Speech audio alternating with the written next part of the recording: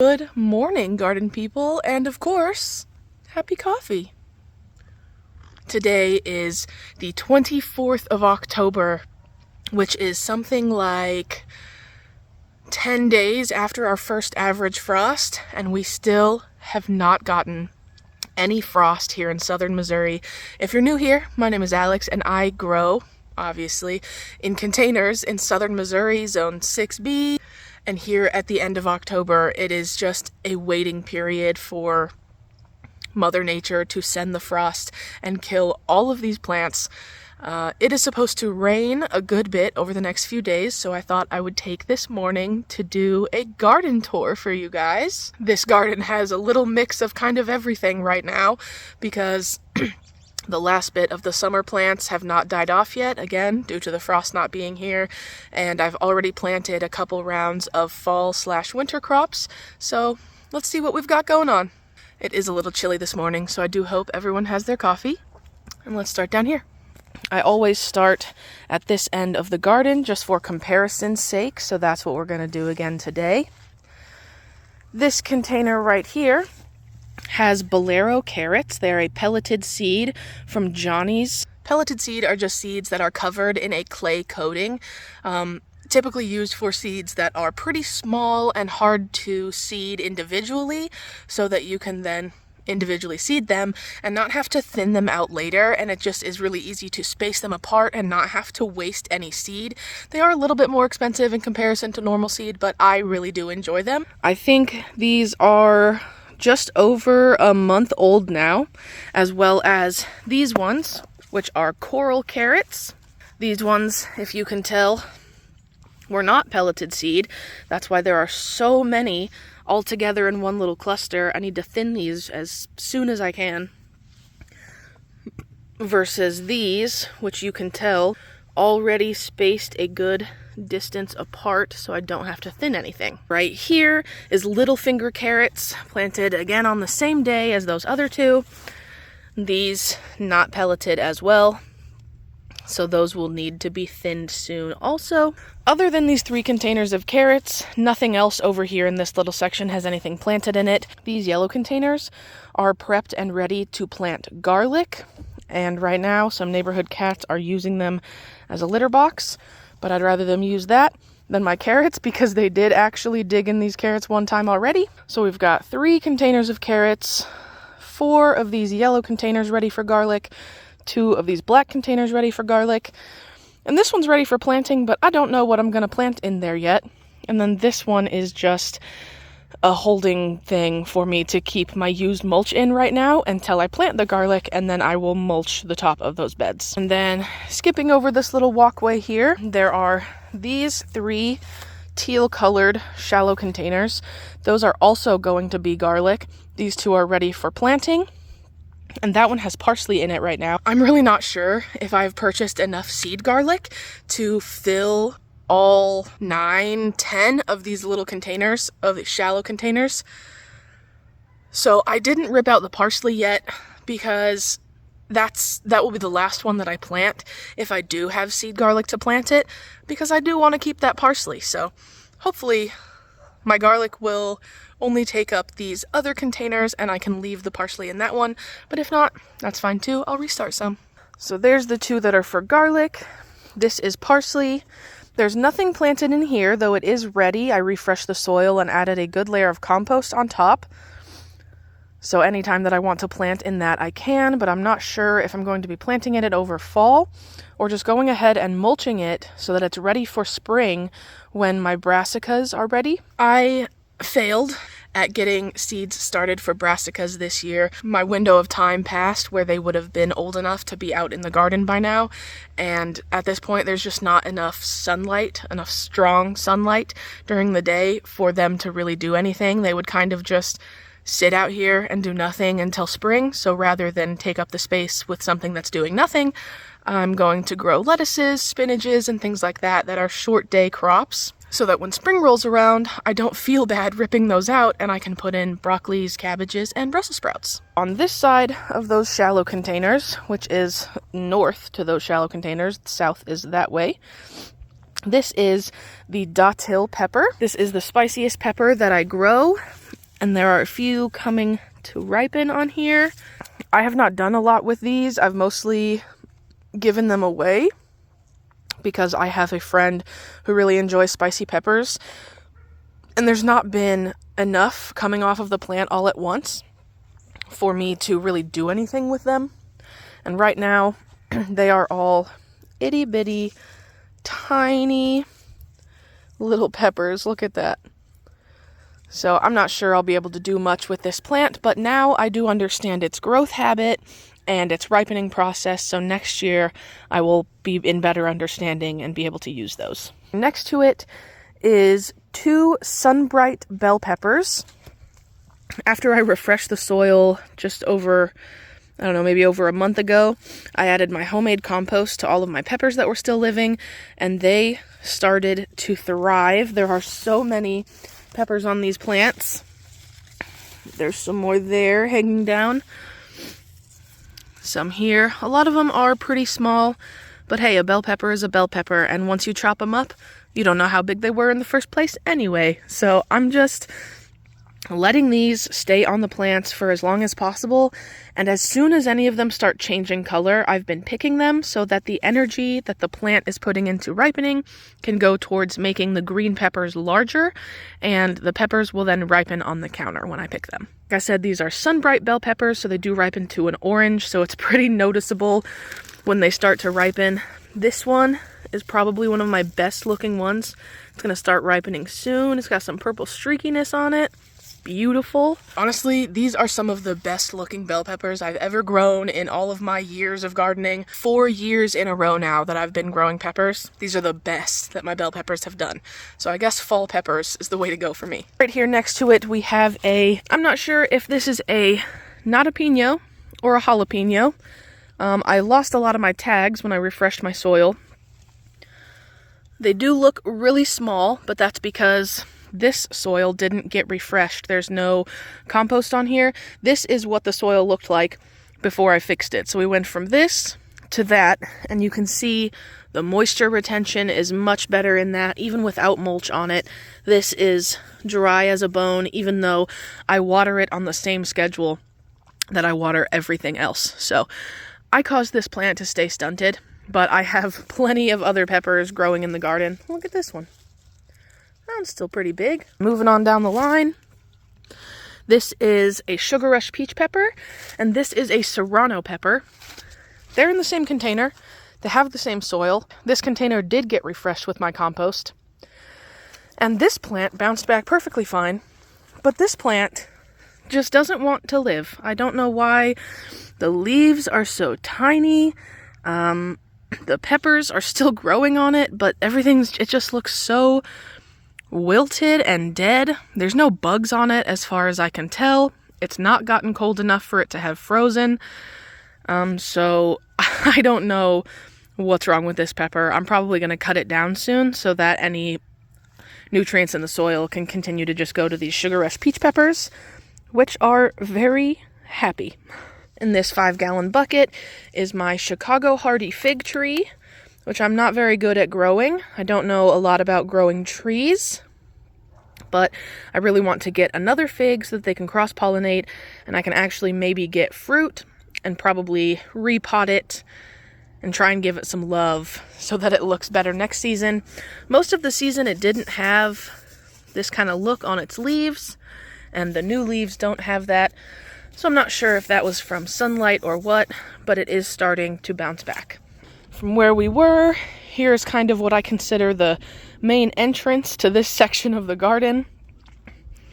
And there's 4 containers here that all have peppers in them. Some of them look worse for wear, but it's the end of the season. I'm not going to go too crazy trying to figure out what's wrong. This is a Serrano pepper. Same kind of pepper as that one that's dying, but this one's not dying. It's just so laden with fruit and heavy that it is drooping over onto the ground. So look at all of these Serrano peppers in here. Oh my gosh, there are so many. This plant can't even hold itself up anymore, but the branches aren't broken. They're just bent over. and I don't have any stakes or anything like that to keep it upright, so I'm just letting it droop like this, and I'll pick the peppers when I pick the peppers. There's just so many. This container here, these plants got really, really tall, which I knew they would do because this variety always gets really tall for me for some reason. These are Anaheim peppers, which is the kind of pepper that you use to make chopped green chilies, like you can buy in a can. And that's basically exactly what I do with them. I just kind of make fresh chopped green chilies instead of using them from a can. So these are really lanky and kind of yellow looking, but there are a lot of little peppers on there. And then this container has a poblano pepper, which recently a couple of branches broke off of, but that's okay. These ones are getting bigger because of that. This one's pretty lanky as well, but that's fine. And then also in here is 2 banana peppers. And it's kind of hard to tell, but this branch from this pepper is kind of laying over here on top of these plants. So these yellow peppers down in there are banana peppers, and these green ones are the Anaheim peppers. I don't want to try and separate them or anything in fear of breaking branches. Look, this poblano is the same plant, is leaning all over all the other peppers. But I'm just kind of letting them support each other. This last container of peppers is jalapeno peppers, and there are a lot of jalapenos on this plant. That's very exciting. I would love to have some more fresh jalapenos in the house. And then there's also 2 bell pepper plants in here.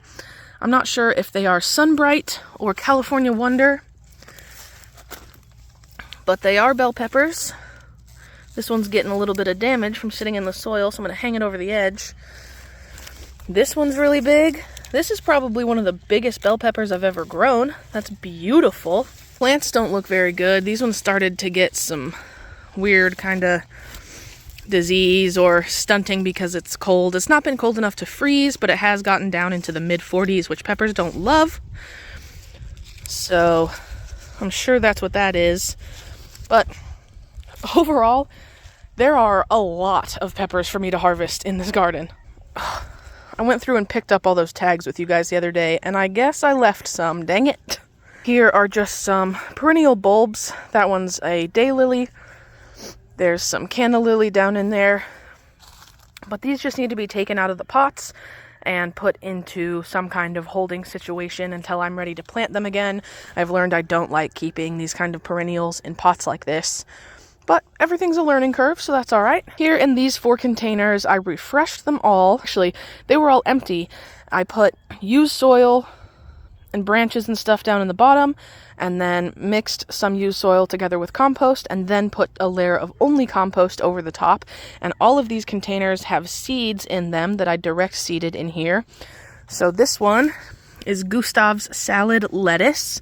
And we don't have any sprouts there yet. I just planted these a few days ago. In this one, we have Matador spinach. Again, no sprouts in here for that. Planted on the same day, and birds have been digging in this one, so I think birds might be eating my seed. Then this container is giant noble spinach. And I don't see any sprouts, but I do see some seed on the surface, so I'm gonna push those down in.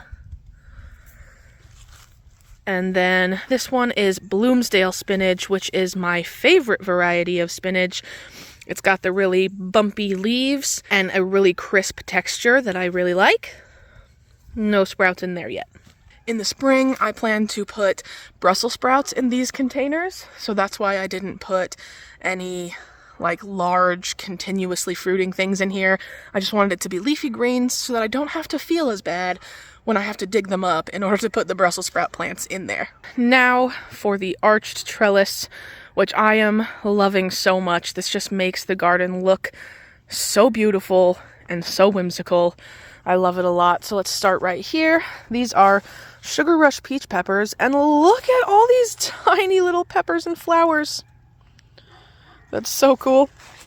And there are quite a few larger peppers in here as well. I'm not sure if those will fully ripen before. Actually, I'm pretty sure they won't fully ripen before I have to pick them because frost could come any time now. Then we've got another little container of daylilies down there. These are, I'm not sure if these are Chinese chives or common chives, but they are flowering, and I've just let them go in hopes that I will have some volunteers next year. But also, if the winter doesn't get too harsh, then these plants will probably just live through the winter. It's been a while since I used any. You can see the last time I cut it back is way down in here, and there's a lot of growth since then. In here with it, we have two kinds of snapdragons. We have a snapshot yellow and a snapshot burgundy bicolor. And there are some little dead snapdragons on here, and I love showing people this. This is what made me interested in snapdragons. They're little seed pods. If you flip them upside down, they look like little skulls of people. Look at that. Is that focusing? That's so cool. And that's what the seeds come out of. And then this is a native perennial called phlox. It is a purple flower. I got this because we were at the river one time and I really loved the way the flowers kind of twist to open. And my love bug saw that I really loved it and used a stick to dig some up for me and bring it home. And it's been planted in my garden ever since. It's been living just fine. I do need to cut it back. See how this one is like old and dead and crusty, and then all this new growth down here at the bottom. So it is pretty happy living here in my garden with me. In this container, we have 3 different kinds of peas. There is spring blush peas, sugar daddy snap peas, and sugar bond snap peas. And that's for all 3 of these containers here. And then there's kale in the middle of each one, which is dazzling blue kale.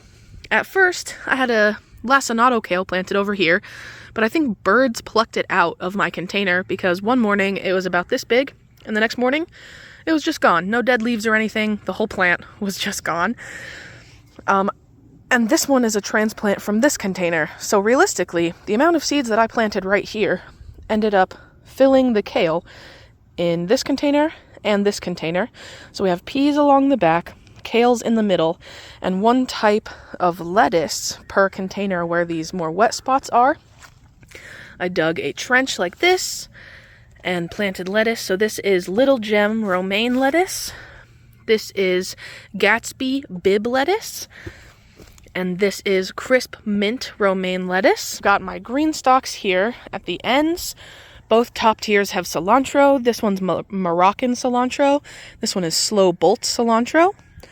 Both second tiers have radishes. So this one is French breakfast radishes. And this one is purple plum radishes. And both of those seem to be doing pretty well. Those leaves look good. They're not too wet. They're a little bit leggy just because it's a green stalk that I don't have a rotation bottom for.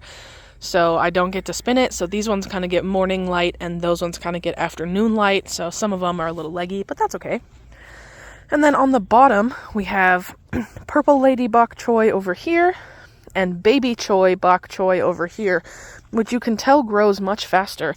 Look at the size of this seedling, though leggy, I do understand. And then look at the size of these ones. These ones are basically still just cotyledon leaves and 1 true leaf, whereas these are like whole little baby sprouts already. And on the other side of the arched trellis here, we have these 3 containers that I've planted out with 1 kale plant and 1 circle of lettuce per each. So these are all 3 in the middle, Nero Toscana kale. And then this one on the outer edge is arugula. This one is Vivian romaine.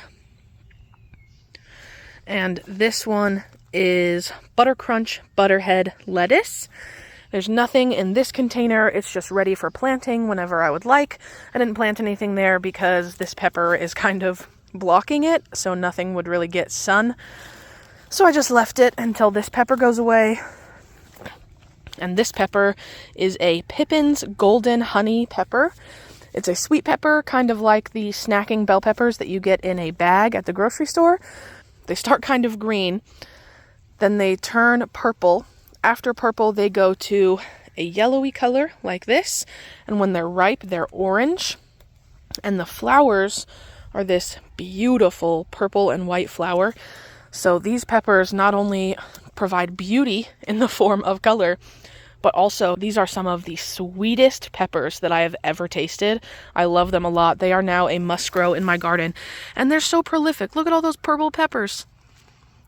That's really cool. And these are much smaller than they were earlier in the season. They were probably about double this size, but I'll take small sweet peppers. I'm fine with that.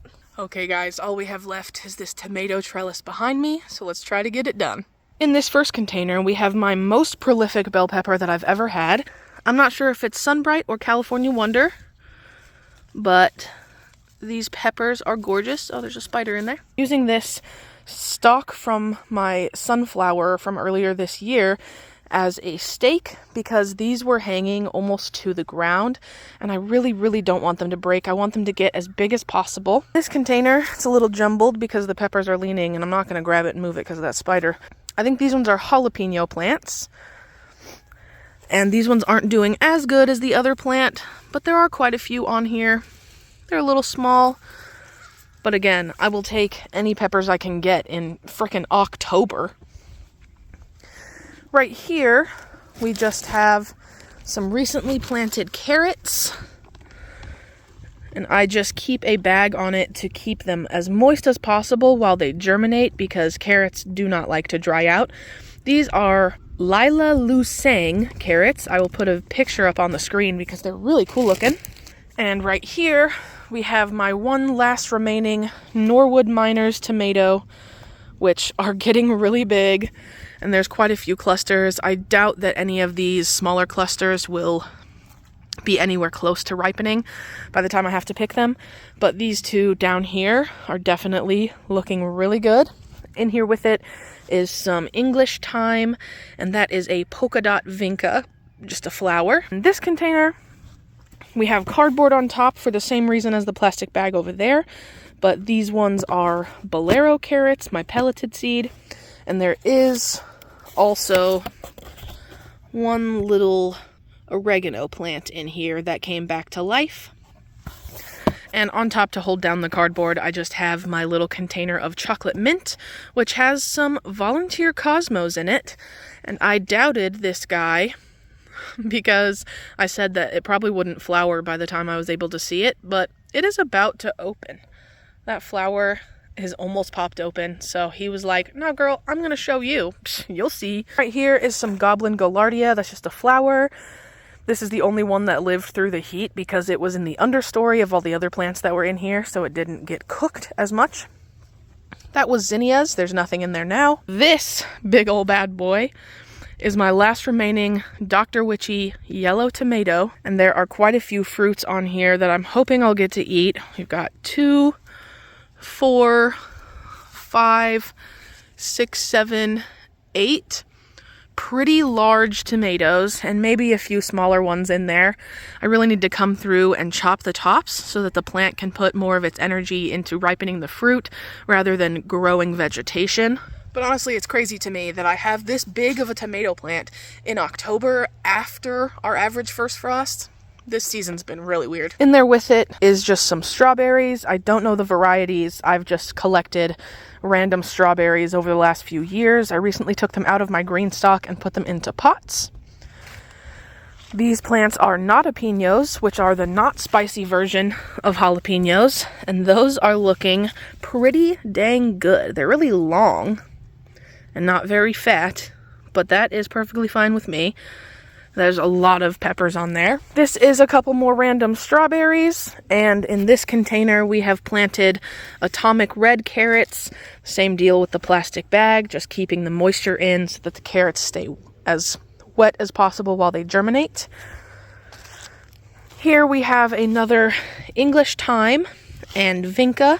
There's nothing else in here. I just refreshed the soil recently, so it looks disturbed.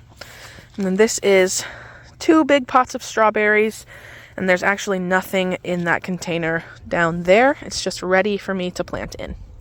Here's an update on the compost pile, because I've been using it, and I've used quite a lot of it, considering the pile went out to here and was covering this entire bit of this tarp. So the pile went here and here. So I've used this whole section of the pile, probably over a third of it. Okay, everyone, I really wish I could stay out here in the garden with you guys, but I do have to go to work.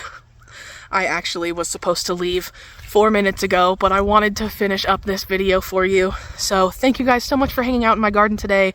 I really appreciate you watching. The garden's gonna change a lot here soon when the frost comes, so I wanted to go ahead and get this done. I love doing these garden tours, not only for you guys to watch, but so I can go back and watch them and compare my garden from year to year. So thank you so much for coming with me. I really appreciate you being here, and I will see you all in the next one.